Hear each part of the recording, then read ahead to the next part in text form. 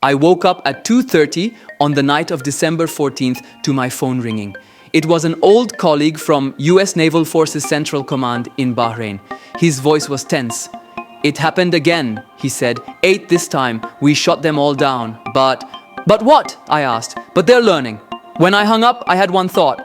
This isn't an attack. This is a test. Let me tell you something. I know exactly how many Iranian-made missiles the US Navy has shot down in the Red Sea over the last 90 days. The number is over 150. CNN presents this as a victory. The Pentagon calls it a defensive success. But when I look at these numbers, I see something different. I see a data collection operation. Because look, every missile we shoot down is a piece of information for Iran. What altitude did we hit it at? What angle did it come from? What speed? How long did our Aegis system take to lock on? How many missiles does it take before the system struggles? Iran is collecting answers to all these questions, and they're planning the next attack accordingly. Let me explain Iran's strategy, what they call swarm doctrine. The concept is simple. Instead of sending one $2 million precision missile, send $120,000 missiles. Here's the math. A US standard missile-to defense interceptor costs $2 million. If Iran forces us to spend a $2 million missile on their $20,000 missile, the cost ratio is 1 to 100. Iran wins. But it's not really about cost, it's about capacity. The US Navy's most advanced defense system is Aegis. An Aegis system, under ideal conditions, can lock onto and engage 12 to 18 simultaneous targets. That's an impressive number.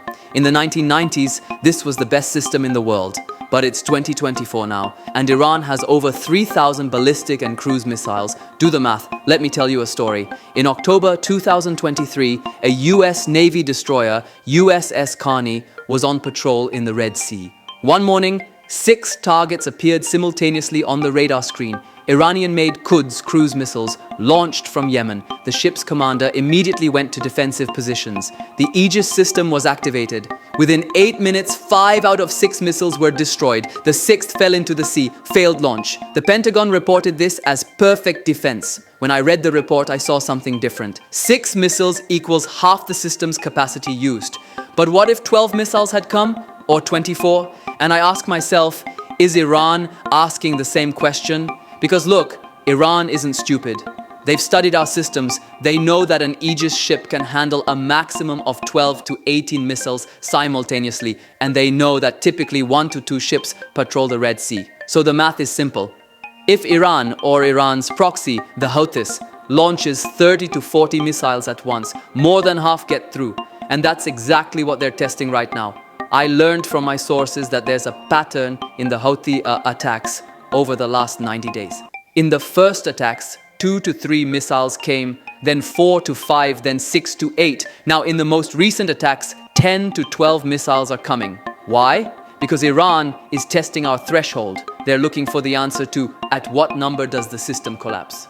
And here's the scariest part. They're not using their real capabilities yet, because the missiles in Houthi hands are Iran's second-tier weapons. Old models, 1990s technology. Iran's actual missiles, Fateh 110, Zolfagar, Khaybar Shekan, haven't been used yet. This is just a rehearsal. Let me give you a scenario. Imagine that tomorrow, Iran decides to close the Strait of Hormuz, and the US Fifth Fleet intervenes.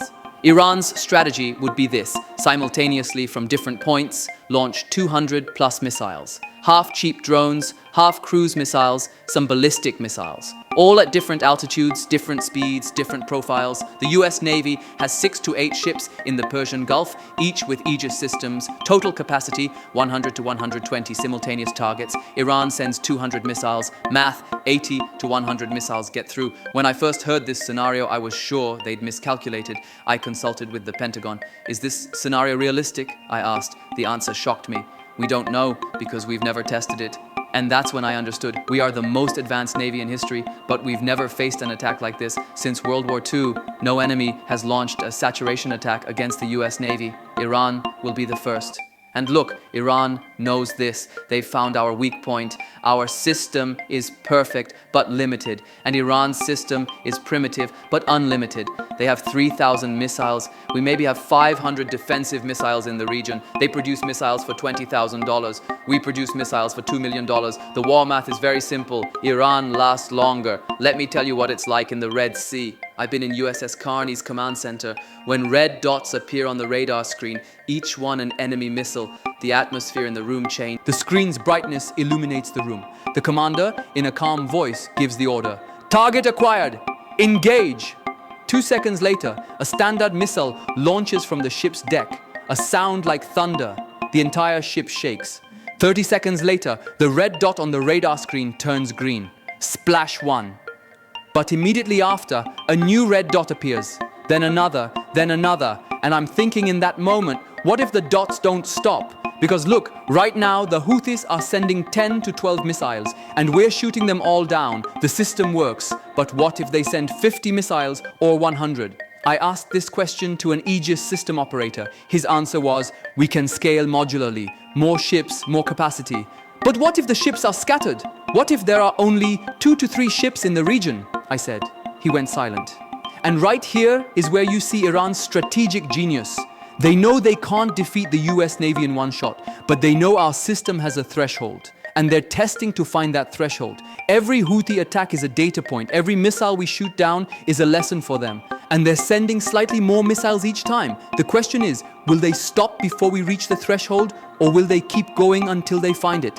Let me tell you something else. Iran doesn't just have missiles, they have drones. Shade 136, cheap, slow, but effective. Russia uses them in Ukraine. Iran has hundreds of them. And to the Aegis system, a drone is a target. A missile is a target. Now imagine, Iran sends 50 drones plus 50 missiles. Which does the system hit first? Missiles are faster, but drones are cheaper. If the system focuses on drones, the missiles get through. If it focuses on missiles, the drones get through. This is an intelligence game, and Iran is learning the rules. As I finished this analysis, I asked myself a question. What is the Pentagon doing about this?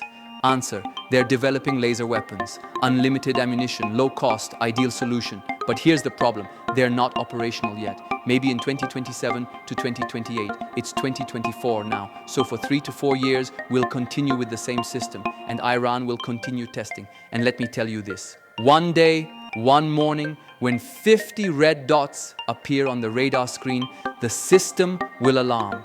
The commander will say, engage all targets, and 30 will fall, but 20 will get through. And on that day, the world will understand Iran's swarm doctrine works. When I wrote this report, an old colleague told me, you're scaring people. I answered, no, I'm waking people up. Because look, this isn't just about the Red Sea. This is the future of modern warfare. Cheap, numerous, coordinated attacks against advanced but limited defense systems. Iran isn't the first to discover this, but they might be the best at using it. And let me tell you this, in the next video, I'll explain Iran's Strait of Hormuz plan. Because if the Red Sea is just the rehearsal, Hormuz is the main show. And that's where 20% of the world's oil passes through. Get ready.